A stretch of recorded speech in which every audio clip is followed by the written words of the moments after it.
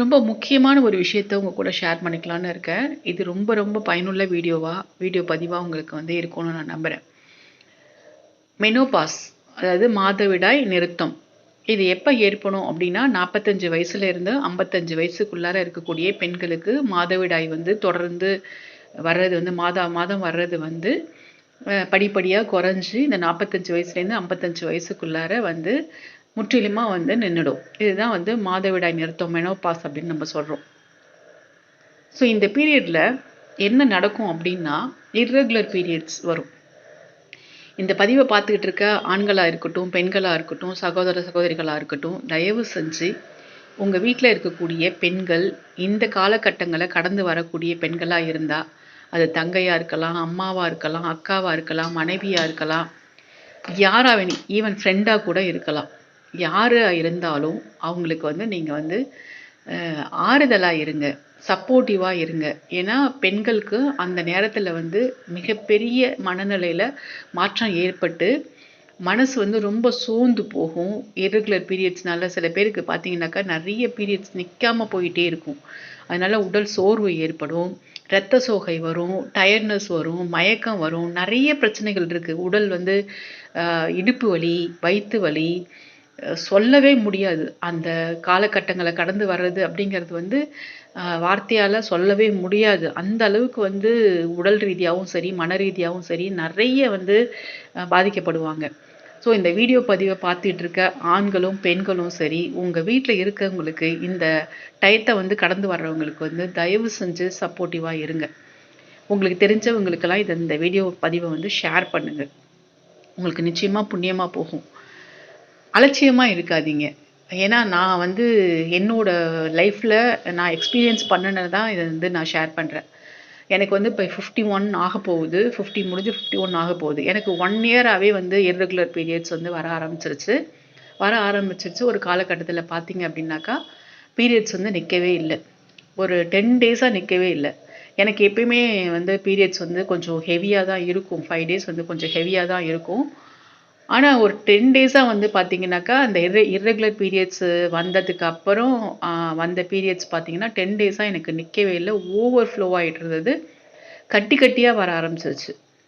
ஆ இது நின்னுடும்னு நானும் ஒவ்வொரு நாளா கடந்து வந்துட்டேன். பட் ப்ளீடிங் வந்து நிக்கவே இல்ல. சரி நம்ம இதுக்கப்புறம் வந்து நம்ம வச்சிட்டு இருக்கிறதுல எந்த பிரயோஜனமும் இல்ல. டாக்டர் கிட்ட போயிடலாம் அப்படின்னு பார்த்தாக்கா, டாக்டர் கிட்ட போக முடியாத ஒரு சூழ்நிலை ஏற்படுது. அப்ப வந்து நான் என்ன பண்ணேன், எனக்கு உடம்பு முடியாம நான் வந்துட்டு அம்மா வீட்டுக்கு போயிட்டேன். அங்க வந்து பார்த்தீங்கன்னாக்கா, எனக்கு வந்து கொஞ்சம் ரெஸ்ட்ல இருந்ததுனால வந்து அம்மா கொஞ்சம் நல்லா கவனிச்சுக்கிட்டாங்க. அதனால என்னால கொஞ்சம் ரெக்கவர் ஆக முடிஞ்சுது. ஆ நல்ல சத்தான பழங்கள் சாப்பிடுங்க. அந்த டயத்துல வந்து பழங்கள் சாப்பிடுங்க. ஃபர்ஸ்ட் ஆஃப் ஆல் வந்து அந்த மாரி ஓவர் ப்ளீட் ஆகுறத பார்த்து தயவு செஞ்சு பயப்படாதீங்க. இது வந்து உடம்புல இருக்கக்கூடிய கழிவு வந்து ஹார்மோன் இம்பேலன்ஸ்டா இருக்கிறதுனால, அது ஈஸ்ட்ரோஜன்ங்கிற ஹார்மோன் லெவல் வந்து குறையும். அந்த மாதவிடாய் நிறுத்தம் காலங்கள்ல வந்து ஈஸ்ட்ரோஜனோட ஹார்மோன் வந்து கம்மியாகறதுனால, இது மாரி இர்ரெகுலர் பீரியட்ஸ் வந்து தான் நிக்கும். சில பேருக்கு வந்து நார்மலாயி நின்னுடும். சில பேருக்கு வந்து பார்த்தீங்கன்னா, கிராஜுவலா அப்படியே குறைஞ்சுக்கிட்டே வந்து நின்னுடும். சில பேருக்கு தான் இந்த மாரி இருக்கும். அது நெறைய காரணங்கள், ரீசன்ஸ் இருக்கு. ஃபுட் ஹேபிட்ஸ் இருக்குது. அவங்களுடைய உடல் கூறு இருக்கு. உடல் வாகு இருக்கு. அம் அவங்களுடைய பரம்பரை அம்மாவுக்கு அந்த மாரி இருக்கலாம். பாட்டிக்கு அந்த மாரி இருக்கலாம். சரி ஹெரிடிட்ரியா வந்து பார்த்தீங்கன்னாக்கா, இது மாரி வரும். பரம்பரையா வரக்கூடிய அவங்களுக்கு அந்த உடல் ரீதியா இருக்கக்கூடிய பிரச்சனைகள் இருந்ததுன்னா, அந்த தலைமுறையில வரக்கூடிய பெண்களுக்கு அந்த மாரி இருக்கலாம். இப்ப எனக்கு பார்த்தீங்க அப்டின்னாக்கா, அம்மாவுக்கு அந்த மாதிரி தான் இருந்தது. அக்காவுக்கும் அந்த மாதிரி தான் இருந்து வந்து என்னோட சிஸ்டருக்கும் அந்த மாரி இருந்து தான் ஸ்டாப் ஆச்சு. ஆனா பட் எனக்கு இது தெரியல. நான் ரொம்ப பயந்து போயிட்டு, எனக்கு அந்த நேரத்துல ஒரு சப்போர்ட்டிவா கொஞ்சம் ரெஸ்ட்ல இருக்கணும் அப்டின்னு சொல்லி தோணுச்சதுனால, நான் அம்மா வீட்டுக்கு போயிட்டேன். அம்மா நல்லா கவனிச்சுக்கிட்டாங்க. நெறைய ஃப்ரூட்ஸ் சாப்பிடுங்க. ஏன்னா, நெறைய தண்ணி வந்து வெளியில போறதுனால டயர்ட்னஸ் இருக்கும். இரிட்டேட்டிங்கா இருக்கும். ஒ ஒ அந்த அப்ப இருக்கக்கூடிய மனநிலை வந்து எப்படி இருக்குன்னே சொல்ல முடியாது. ஸோ, இந்த மாரி நேரங்கள்ல வந்து நீங்க பார்த்துட்டு இருக்க பசங்க காலேஜ் படிக்கிற ஸ்டூடண்ட்ஸு, பொண்ணுங்களா இருக்கலாம், பையங்களா இருக்கலாம். தயவு செஞ்சு உங்க அம்மாக்களுக்கு வந்து இந்த ஸ்டேஜ்ல இருக்கக்கூடிய அம்மாக்களுக்கு வந்து சப்போர்ட்டிவா இருங்க. அவங்களுக்கு வந்து எந்த வேலையும் வாங்காதீங்க. நான் இருக்கேன் அப்படின்ற ஒரு ஒரு மாரல் சப்போர்ட்டை நீங்கள் கொடுத்தாலே நீங்கள் போதும். அவங்க வந்து அதை கடந்து வந்துருவாங்க. ஈஸியா கடந்து வந்து முடியும். மருந்து, மாத்திரைகள் வந்து 2ஆம் பட்சம் தான். ஃபர்ஸ்ட்டு வந்து நான் இருக்கிறேன்ற ஒரு சப்போர்ட்ட வந்து நீங்க வந்து அவங்களுக்கு வந்து குடுங்க. அ என்ன நம்புங்க. நான் இருக்கேன். உனக்கு எதுவும் ஆகாது. நீங்க ரெஸ்ட் எடுங்க. நான் பார்த்துக்கிறேன். அந்த டயத்துல வந்து என்னென்னலாம் உங்களால செய்ய முடியுமோ, ஹெல்ப் பண்ண முடியுமோ, அதையெல்லாம் வந்துட்டு அவங்களுக்கு நீங்க பண்ணுங்க. அந்த நேரத்துல உங்களுக்கு தேவைப்படக்கூடியது வந்து பார்த்தீங்கன்னாக்கா, ஃபுல்லா ரெஸ்ட்டு. இன்னொன்னு மாரல் சப்போர்ட்டு. நல்ல ஹெல்த்தியான ஒரு சாப்பாடு. இந்த 3ம் இருந்தாலே, கண்டிப்பா வந்துட்டு அந்த காலகட்டத்துல இருக்கக்கூடிய பெண்கள் வந்து அத ஈஸியா வந்து கடந்து வந்துருவாங்க. ஆனா, அது ரொம்ப காம்ப்ளிகேட் பண்றதுக்கு காரணம் என்ன அப்டின்னா, யாருமே வந்து சப்போர்ட்டிவா இருக்கறதில்ல. ஃபேமிலி சப்போர்ட் அவங்களுக்கு இருக்கிறது கிடையாது. கண்டுக்கிறது கிடையாது. அந்த மாரி நேரத்துல அவங்கள. இது எப்போதும் இருக்கக்கூடிய இயல்பான ஒரு விஷயம் தானே. அம்மா கடந்து வந்திருப்பாங்க, பாட்டி கடந்து வந்திருப்பாங்கன்ற ஒரு அலட்சியம். தயவு செஞ்சு அந்த மாரிலாம் இருக்காதீங்க. அது ரொம்ப, ரொம்ப, ரொம்ப கஷ்டமான ஒரு காலகட்டம். அந்த மாரிலாம் யாரும் வீட்ல வந்துட்டு இருக்காதீங்க. அவங்களுக்கு ரொம்ப சப்போர்ட்டிவா இருங்க. நீங்க சப்போர்ட்டிவா இருந்தாலே போதும். அவங்க அத கடந்து வந்துருவாங்க. ஏன்னா, அவங்களால வந்து அந்த ஹார்மோன் மாற்றத்தினால உடல் ரீதியாவும் அதிகமா பாதிக்கப்படுவாங்க. மன ரீதியாவும் வந்து அதிகமா பாதிக்கப்படுவாங்க. நான் அங்க வீட்டுக்கு போனதுக்கு அப்புறம் வந்துட்டு, அங்க உள்ள கிராமத்துல வந்து என்ன சொன்னாங்கன்னாக்கா, வாழைப்பூ இருக்கு பாருங்க.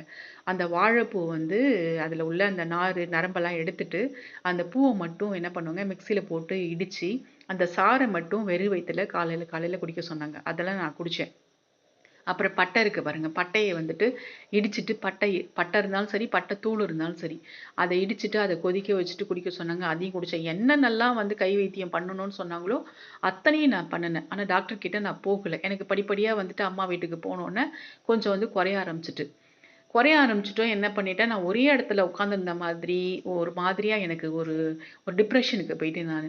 சரி கொஞ்சம் வாக்கிங் போலாம் அப்படின்னு சொல்லிட்டு, வாக் பண்ண ஆரம்பிச்சோனே, அந்த 1 நாள் 2 நாள் நின்னு இருந்தது வந்து மறுநாள்ல வந்து ஸ்டார்ட் ஆயிடுச்சு, வர ஆரம்பிச்சுருச்சு. ஸோ அந்த நேரத்துல வந்து நம்ம கவனிக்க வேண்டிய விஷயம் என்னன்னாக்கா, ஃபுல்லா கம்ப்ளீட்டா ரெஸ்ட்ல இருங்க. ஹெல்த்தியா சாப்பிடுங்க. பயப்படாதீங்க. உங்களுக்கு வந்து எதுவும் ஆகாது. பயப்படாதீங்க. உங்களால முடியல அப்படின்ற காலகட்டத்தில தயவு செஞ்சு டாக்டர்ட்ட போய் பாருங்க. டாக்டர்ட்ட பார்த்துட்டு அவங்க என்ன சொல்றாங்களோ, அதுபடி நீங்க வந்து கேளுங்க. ஆனா எதுக்கு நான் முக்கியமா இந்த வீடியோ நான் போடுறேன் அப்படின்னா, இந்த நேரத்தில வந்து உங்களுக்கு வந்து அத பார்த்துட்டு நெறைய பேர் வந்து நமக்கு அதாயிடுமோ, இதாயிடுமோ, அப்படி ஆயிடுமோ, இப்படி ஆயிடுமோன்னு சொல்லி பயம் வந்துரும். பயப்படுவீங்க. பயம் வர்றதுன்றது ரொம்ப இயற்கையான ஒரு விஷயம். ஏன்னா, அப்ப அந்த காலகட்டத்தில அந்த ப்ளீடிங்க பார்த்தாலே அப்படிதான் இருக்கும். கன்டினியூயஸ் ப்ளீடிங்கா இருக்கும். அது 1 நாள், 2 நாள் இல்ல. 10 நாள், 15 நாள், 1 மாசம். நான் அங்க போய் கிராமங்கள்ல கேட்டா, எனக்கு தூக்கி வாரி போடுது. எனக்கு 3 மாசமா அப்படிதான் இருக்கு அப்படிங்கிறாங்க. 1 வருஷமா எனக்கு அப்படிதான் இருக்குங்கிறாங்க. நெனச்சு பார்த்தாலே ரொம்ப, ரொம்ப, ரொம்ப, ரொம்ப பயமா இருக்கு. பெண்கள் வந்து என்ன சொல்றதுன்னு எனக்கு தெரியல. எவ்ளோ கஷ்டங்கள தான் அனுபவிப்பாங்க. உடல் ரீதியாவும் சரி, மன ரீதியாவும் சரி. ரொம்ப ரொம்ப கஷ்டங்க. வந்து தயவு செஞ்சு வீட்ல இருக்கவங்க அவங்களுக்கு சப்போர்ட்டிவா இருங்க. இந்த மாரி காலகட்டத்தில இந்த வாழைப்பூவ வந்துட்டு நீங்க வெறும் வயித்துல வந்து இடிச்சு சாப்பிடுங்க. இடிச்சு அந்த சாறு எடுத்துட்டு காலையில சாப்பிடுங்க. அப்புறம் நெறைய ஃப்ரூட்ஸ் எடுத்துக்கோங்க. மாதுளம்பழம், குறிப்பா மாதுளம்பழம், அயர்ன் கன்டென்ட் ஃபுட் கீரை, முட்டை இதெல்லாம் வந்துட்டு அதிகமா எடுத்துக்கங்க.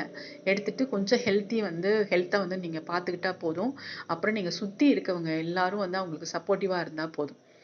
உங்களால முடியலன்ற பட்சத்துல கண்டிப்பா டாக்டர்ட்ட போயிட்டு பாருங்க. அவங்க என்ன சொல்றாங்களோ அத கேளுங்க. முக்கியமா நான் இந்த வீடியோ போடுறதுக்கான காரணம் என்னன்னா 2டே 2 விஷயம் தான். 1 மாரல் சப்போர்ட் வேணும். ஃபேமிலியோட சப்போர்ட் இந்த காலகட்டத்துல எல்லா பெண்களுக்கும் வேணும். இன்னொன்னு பார்த்தீங்கன்னா, பயப்படாதீங்க. இந்த மாரி எனக்கு ஆயிடுச்சே, ஏதோ அதாயிடுமோ, இதாயிடுமோன்னு சொல்லிட்டு பயப்படாதீங்க. இந்த வீடியோ உங்ககிட்ட ஷேர் பண்ணணும்னு தோணுச்சு. என்னோட எக்ஸ்பீரியன்ஸ தான் உங்களுக்கு ஷேர் பண்ணியிருக்கேன். உங்களுக்கு பிடிச்சவங்களுக்கு இது வந்து ஷேர் பண்ணி விடுங்க. சரி இந்த காலகட்டத்தில இருக்கக்கூடிய பெண்களுக்கு நீங்க சப்போர்ட்டிவா இருங்க. அது யாரா வேணாலும் இருந்துட்டு போயிட்டுருக்கும். என்னோட மகன் வயசுல இருக்கக்கூடிய பெண்களா இருக்கட்டும், பொம்பள பிள்ளைங்களா இருக்கட்டும், ஆம்பள பிள்ளைங்களா இருக்கட்டும், யாரா இருக்கட்டும் சப்போர்ட் பண்ணுங்க. இந்த காலகட்டம் ரொம்ப முக்கியம். மறந்துடாதீங்க. ப்ளீஸ்.